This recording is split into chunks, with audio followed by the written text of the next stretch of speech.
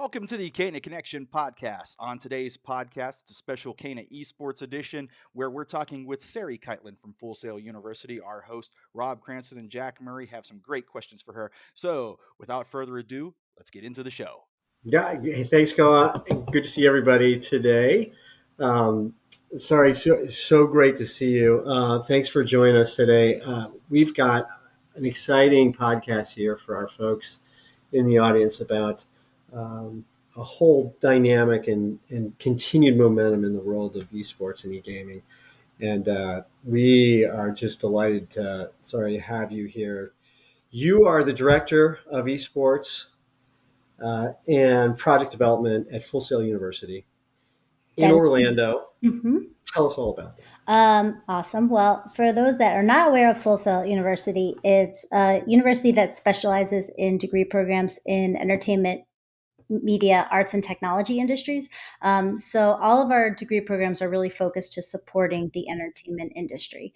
It's definitely a hands-on project-based curriculum. We've been around for, I think, going on 45 years at this point. And all of our degree programs do support some aspect of entertainment in that space. So going on 30 plus years of degrees in game design and game development have made us a landmark place for a ton of gamers to kind of come and earn their education. And combining that with the fact that, really the esports industry is an evolution of the entertainment industry. A lot of our grads had really started pursuing careers within that space. So combining those two things together, as the esports space started taking off, it was a natural place for us to go.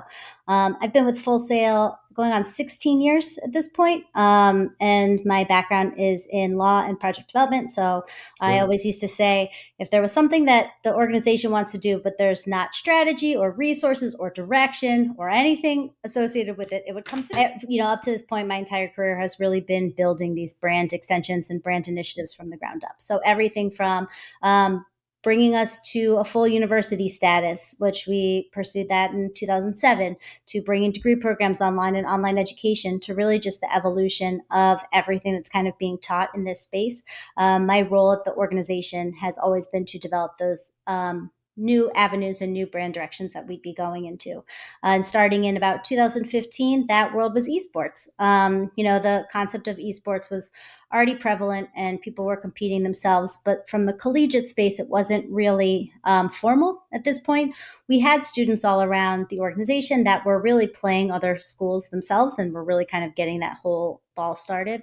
But that was really it. So starting in 2015, esports and kind of formalizing our esports efforts became the largest project I've taken over and had too good of a time to ever give it up. So this is where I've been for the last 7 years, just really building and evolving our full all-encompassing esports program on campus. Sarah, what's so interesting, and I was hearing this on some of your previous podcasts, and just kind of getting the perspective of how the culture at Full Sail University and culture having this gaming culture. Talk us through, and within that becomes this esports program development and just all of that ecosystem inside that. That's crazy exciting. And I would imagine, as my daughter is looking at colleges, and as we go look at colleges, we've seen a lot of e-gaming type of portfolios that are being advertised. But you guys are really the first to start that portfolio of e-gaming as a curriculum, correct? There's quite a few universities that helped pave the way before us and that are really doing things alongside us. Shenandoah University is one that really came one of the first in creating that pioneer program.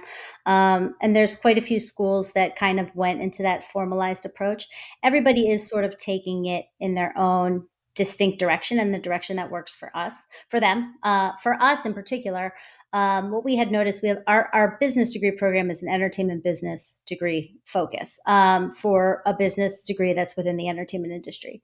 And in that program and in that coursework, we had started to notice that of the capstone projects that students were choosing to pursue and go through within their education, we were at 30-40% of them were esports based or gaming based. And 10 years ago, those programs really seemed to be film industry, music industry. So we started seeing the evolution within the student behavior in our existing programs. And at that point, it really helped us understand and solidify that where our students are coming from as far as where they're going in this space is from that business perspective. So when we were pursuing the curriculum focus, we really tried to take a couple of our existing programs that were already producing such successful graduates that were working in the esports space, kind of brought them back in and just really evolved. So we took strategy from our entertainment business and sports marketing programs and then added an esports component to that. So they are getting a well-rounded business degree. It's in the business of gaming and esports. And so it really helps them understand the starts and stops of the nuances behind everything from team management, intellectual property, events, how they can be run, building an ecosystem for coaching or talent development, and especially in the world of content creation, talent management from that perspective, just the understanding of the well-rounded approach of what this is going to offer. So not necessarily here's everything esports, you come and you take this degree program and that's it, but a really good overview of what the industry looks like so you can kind of get yourself situated and start figuring out which path you might want to go down. Oh, that's wonderful. And how do you as a body of educators look at the curriculum and design that year to year to accommodate growth in the esports industry? So one of the great things that I love about our accreditation and the way that we're able to develop curriculum is our students are on an accelerated pace. So they're taking a class a month for 40 hours a week every month. They'll finish and they'll do 2 at a time usually. So they'll finish their full bachelor's degree in about 2 years because they're operating at an accelerated pace. What that allows us to do is stay completely and totally relevant with the industry as it stands currently. So we can update and modify curriculum from a month-to-month perspective as things in the industry are open or cleared or changing. As you guys know, within the esports space, it doesn't exist in this way where you can learn everything there is to know about esports and then go work in esports. You have to learn every day. You have to reinvest yourself every day in learning what this is. And with the way our incredible education system is and our curriculum is built, as those things pivot and change, we can pivot and change right along with them. And the great thing about it as well is as students graduate and the industry keeps changing and pivoting, they have unlimited audit privileges, so they can come back and retake a class that they've taken anytime they want to for free. And so as say there's, a space that we're developing in now and the way the landscape looks a year from now might be different. That student has graduated, they can come back and retake a class to refresh themselves on what might be changing or updating within the industry.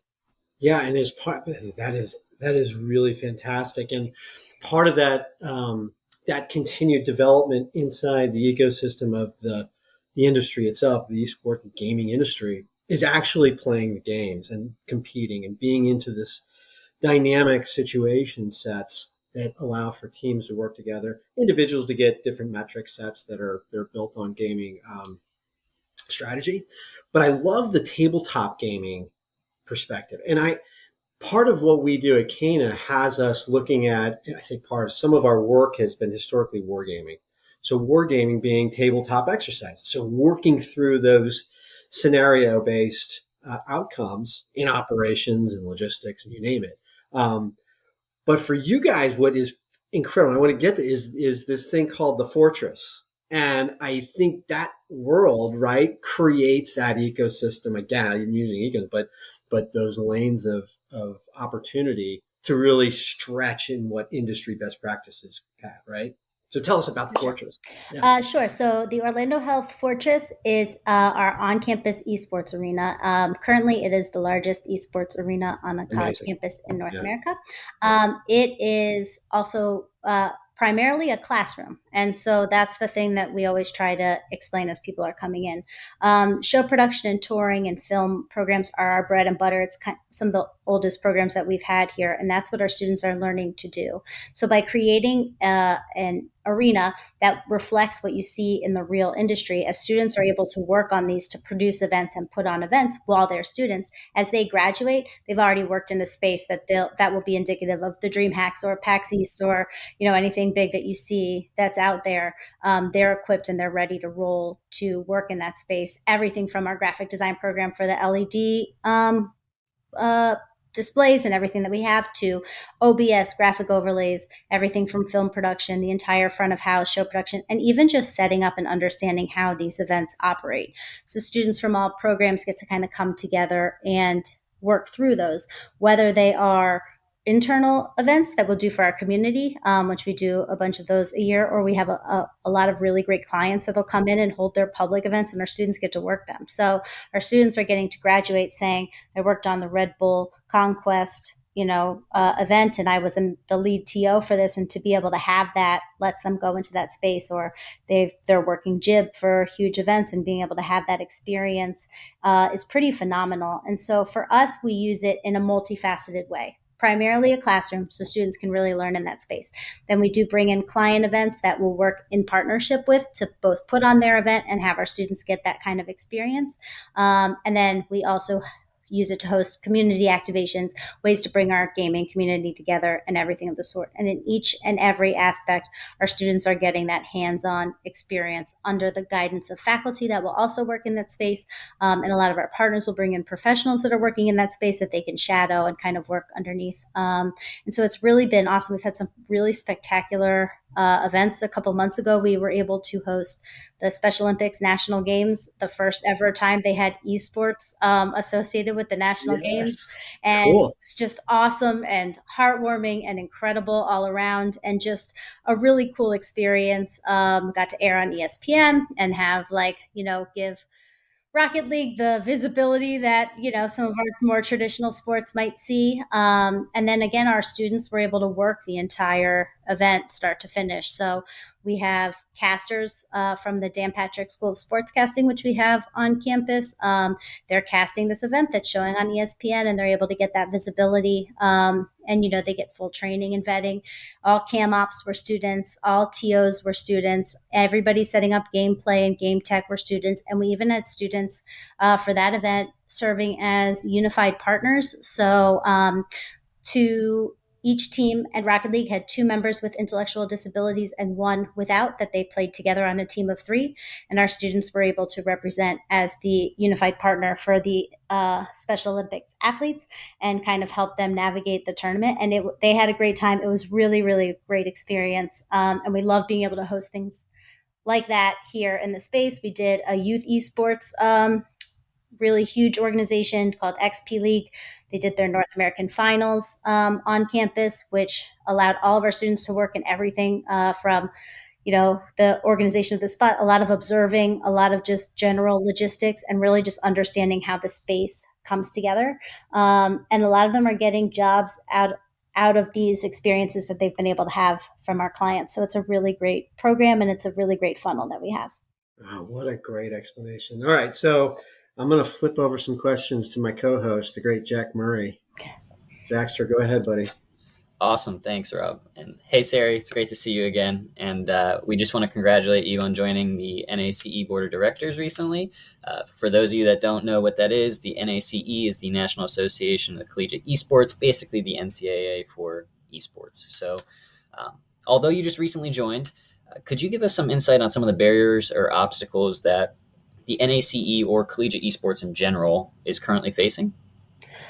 Sure. There's quite a few that are there that I think we're all kind of learning how to navigate together. The biggest one that I think is the most difficult for folks coming into this space to understand is we're dealing with intellectual property that you're not dealing with in traditional sports. So for example, no one owns a basketball. No one owns a football. No one owns the game of football. So you can go in and you can play it anytime that you want to. So what the regulation structure is really focused on is understanding how these schools can intersect and interact with the sport that exists. In esports, you have the intellectual property conversation that you don't see in traditional sports, which is someone owns all of the games that you are playing. So full ownership and full governance of all esports is not really possible with the intellectual property conversation. So what I love that NACE does, and there's quite a few organizations out there that are really working hard to support collegiate esports, is NACE will work hand in hand with the publishers to get full buy-in and full support from Riot on hosting tournaments in their space, from Blizzard and hosting competition in that area. And that's been great. That's been a lot of work on NACE's part. And it is interesting because every publisher will handle things differently. So what NACE has really started, we joined NACE, I believe, in 2017, if I have that right. And it's been a really, really great experience. I've met a lot of awesome people. And the great thing about it is that NACE is able to continue to evolve as these programs evolve. So at the beginning, a lot of what we're dealing with is, what is esports? How do I even do this? There was no real framework for how competitions are going to get run. And then as you slowly start moving things through, you go, okay, we can have a refined set of rules. We can have a refined set of infrastructure. We can create different paths for folks to be able to join and build up. So transitionally, from being able to understand what other schools are doing, everyone is doing it different, their infrastructure, sharing handbooks and rule sets. There are folks that have a strong grounding in traditional college sports and have things like athlete handbooks and media training and prep. This is our only sport. This is our first time here. We don't have a department of athletics. This is not a place we would have ever been. And getting help from a lot of those schools has been awesome. And then on the flip side, we come with the broadcast and production knowledge, because that's our bread and butter, and being able to share that with some of these other more traditional schools has really been great as well. In general, just kind of watching the whole space grow has been phenomenal. Last competitive season, 2021 to 2022 competitive season, we had about 700 different colleges competing against each other in NACE, which is crazy. They think it's like over 13,000 student athletes. So this is no longer new. And now it's really just about refining it. So at the beginning, I think a lot of what we were going through was convincing people that this is legit, that this is a real space and this is where people want to be. And honestly, trying to be more realistic about some of the numbers that are out there, the billion-dollar industry, and how much you're going to get in return, because esports holistically is community-based. So if you alienate your community at all, you're done. And so it's understanding that getting that foundation, that's your audience, that's your community. If you do not connect with your community, you cannot be successful in this space. And really seeing a lot of people kind of wash away at the beginning that were really trying to kind of jump in without really understanding what was happening. And now over time, just seeing just a diverse representation of leaders in this space, of different types of schools in this space, of different types of students in this space, and kind of working together to figure out how to navigate those has really just been phenomenal. I remember going to the first NACE conference and feeling a little isolated. Maybe one or two other women there altogether, and feeling like we're in the double digits now and we're feeling really good is just a good, notable recognition that we're pivoting and that we're changing and that there's something that's kind of coming to the surface for all marginalized communities within the esports space. Yeah, well, I love how you brought up how many people are actually involved in it, over 13,000 now. And you said that you brought up communities and alienating communities. And that's one of the things we're trying to work on here at CANA with esports, is diversity and inclusion. And I love how you mentioned that you were one of the couple women at the NACE conference at first, and now it's growing. But that, again, is one of the barriers right now within the whole esports industry. Women and femi-identifying gamers are getting alienated from all different areas. That's why you see companies like the Game Hers pop up, and Women in Games International. So we're trying to support that effort as well, but we just wanted to get your thoughts on what is the level of representation of women in the esports program at Full Sail and the collegiate esports space as a whole right now, because we do know that is still an issue. Sure. At Full Sail, we're actually very heavily women focused. And by coincidence, not intention, I'm glad that it came out that way. But we are very women led. We have women leading in every area, from content creation, coaching, athletes themselves, writing and editing and everything, all behind the scenes work. So women hold leadership positions for Full Sail Armada in the entire program, the management of the teams themselves, the varsity side of the program, content creation, editing, event production, directing, everything in between. And so we've been really proud of that. Full Sail's global demographics are not very women heavy. And so to be able to be that representative is helpful. This season, athlete wise, we're 10% women, which is actually an incredible success, as bad as that sounds. So goal is to make that not a successful number in the future, but happy that that's where we are right now and feeling really good about that space. Globally and holistically, there are so many phenomenal women coaches and leaders within the esports space that I think are really underlooked and undervalued. There are just phenomenal women out there that seem to always, not always, seem to often be tapped into to talk about being a woman, when really what they're doing is phenomenal. The one I always think of, she always comes to mind, is there's an amazing girl named Allison Stevenson. She served in the Air Force as like a huge like force in this space, and also plays competitive Halo and is phenomenal and wins tournaments and saved our country and is a pioneer and awesome in this space. And I see so many people reach out to her to ask her tips for being a woman. And I think that's so great, because I think they should. But really, what should be happening is more girls should see someone like her and see themselves in this space. And that's really how it continues, because we have seen, and all the studies have shown, and all the numbers have shown, that girls are gaming, women aren't. So how do we continue that transition from when they're kids and they're gaming? Why are they stopping? Is it because they're not seeing themselves? Because the environments are toxic? It's because they see their gamer tags or hear their voices and understand that they can, push people around? Well, let's stop it. And so there's a lot of people out there that have this focus on just like zero tolerance for toxic behavior. And that sounds really great in theory, but it doesn't work, because you have to educate people on what is happening in order to see progress. I'd like to think that the world is not full of misogynistic people. Are there some? Yes, but that's not what this is. I do think a lot of it is people don't realize what they're doing, and they don't understand that what they're doing is creating this toxic environment. And so just kind of working together to try to explain and educate and mitigate and move forward through the behavior, rather than just cut it off and you're done, is really, I think, how we're going to have progress, and how we're going to continue to make these spaces more evolved, so that the representation that we're seeing is the representation of the people that are actually in the space and doing it. Well, that's a great answer. And you mentioned that they want to see other women in those leadership roles, and I'm very happy that Full Sail has all that. It's amazing to hear.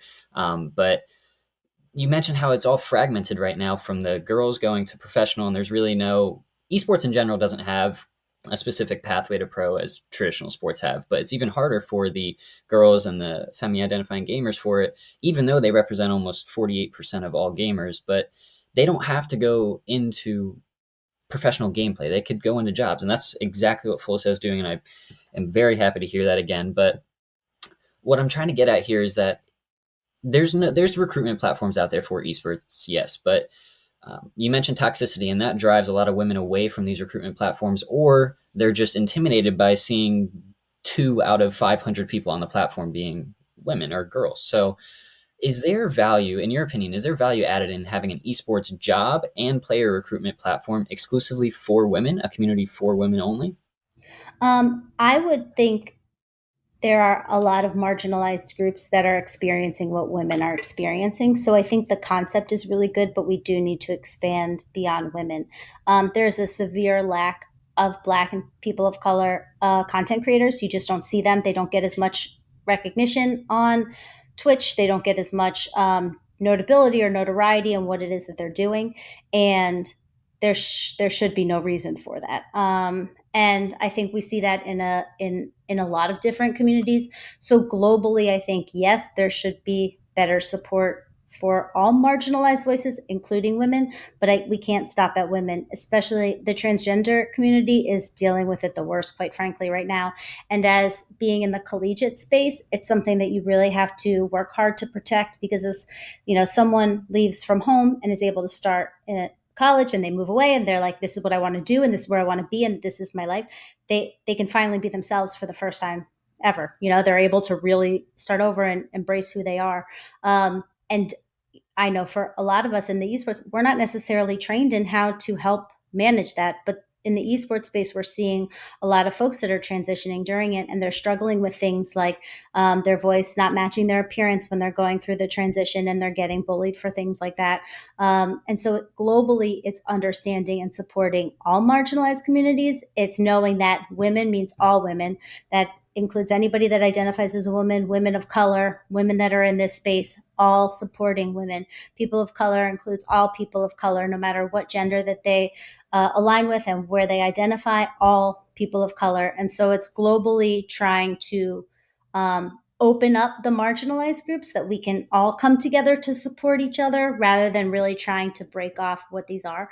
I do think a lot of it is great. Creating safe spaces is a really great and positive thing for groups, for women. We've seen it a lot.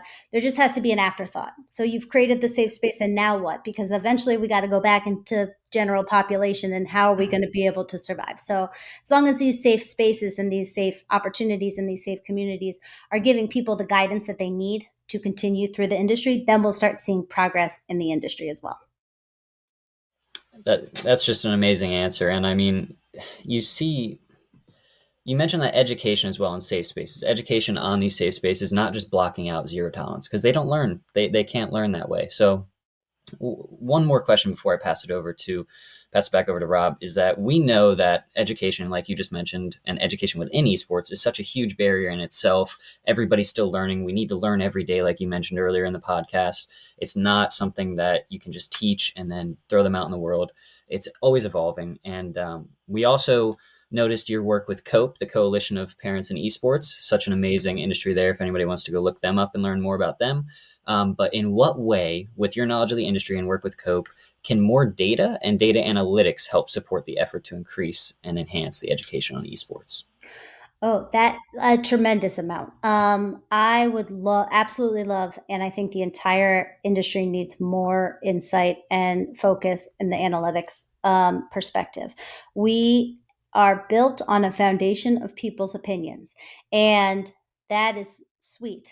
But in a certain point, in order for the industry itself to grow, for people to evolve, and for your programs to evolve, understanding the inner workings of people, gameplay, mindset, eye tracking, behaviors, gameplay is the only way that this grows upwards from being at the awesome grassroots place that it is. You can't live in grassroots forever.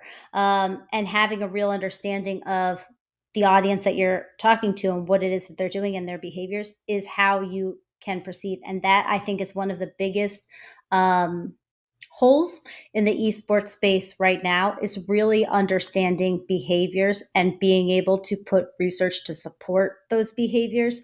Again, the industry itself, I don't like to call it new, and a lot of people call it new, but I feel like it's been around for a while. But in its formal state, it's less than 10 years old from a formal perspective. And that means that there is not a single one of us that are working in esports that is well trained and well educated to do exactly what we're doing, because we don't even know what that is yet. And so the more that we can learn and understand, the better that everything works for our community and for the folks that are trying to get into this space and into this community. It's, in general, even taking a step back from esports, user-generated content creation has replaced traditional advertising in a lot of senses. You will hear more about something Tom Brady tweeted than you will about buying Gillette razors, because that's what he bought them. And so that is globally how we are shifting focus. So traditional advertisers, or people from the traditional space that are coming in here, embracing the content creation perspective and understanding it is key to get to your audience. You can't get to them anymore in traditional routes that one might have got to them. And esports is that way. You have to know how to access your audience, and understanding your community is how you do that. And the more data and insight you have to your community, the more successful that you'll be. That's another amazing response there. And one of the things that's going on in esports right now is the lack of data accessibility. I know that's a huge issue sometimes with game developers themselves or just certain organizations. It's like you said, everything's intellectual property. So it's all owned by somebody. You got to get approval there. But I'll pass it back over to Rob to finish off some questions here. But yeah, thank you so much. And what I'm thinking is, boy, what an opportunity to use the Fortress as a continued model, or what would be perhaps a partnership in building to maybe, where the formation of information and analytics and applied analytics inside that event is just that. It's the focus. Now you can say, well, what does that mean, and how are the business rules or the gaming rules set up around that?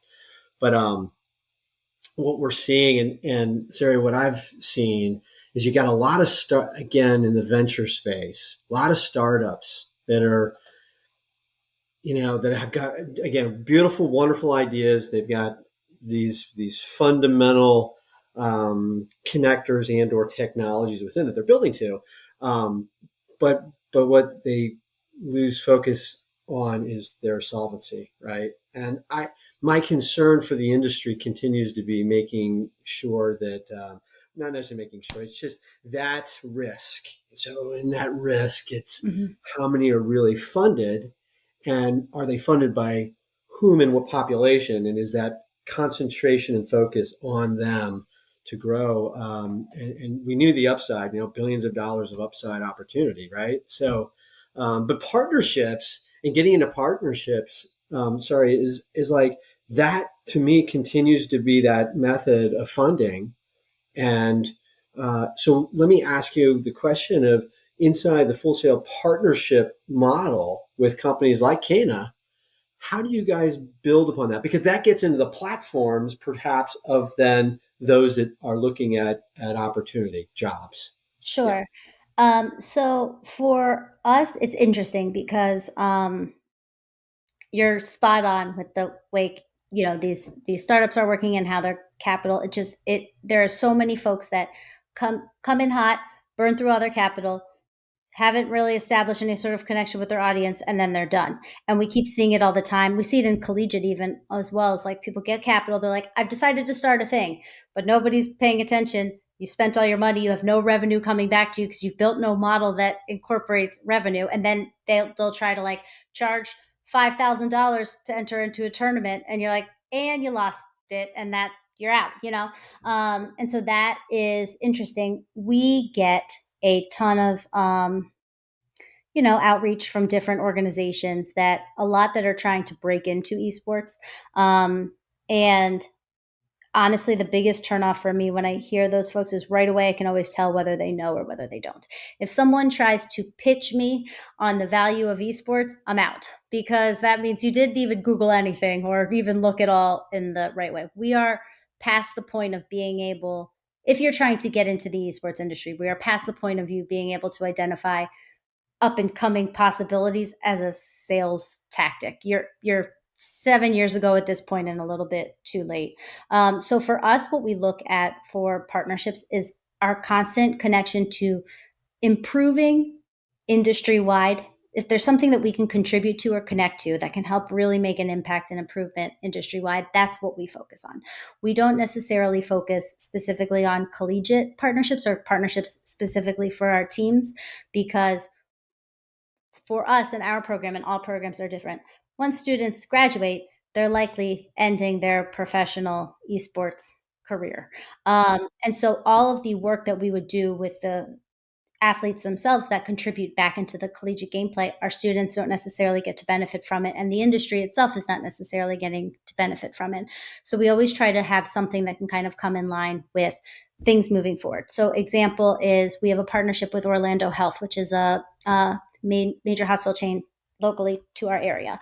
They're the naming rights sponsor of our arena, and put together, gave an incredible program for our students. So what they have done as part of the partnership is facilitated a way that our esports athletes can join into the same program that they have for Orlando City Soccer and UCF's football team and any of these aspects. And they'll evaluate from like a physiological perspective how students are doing in peak performance, what they can do to kind of maintain.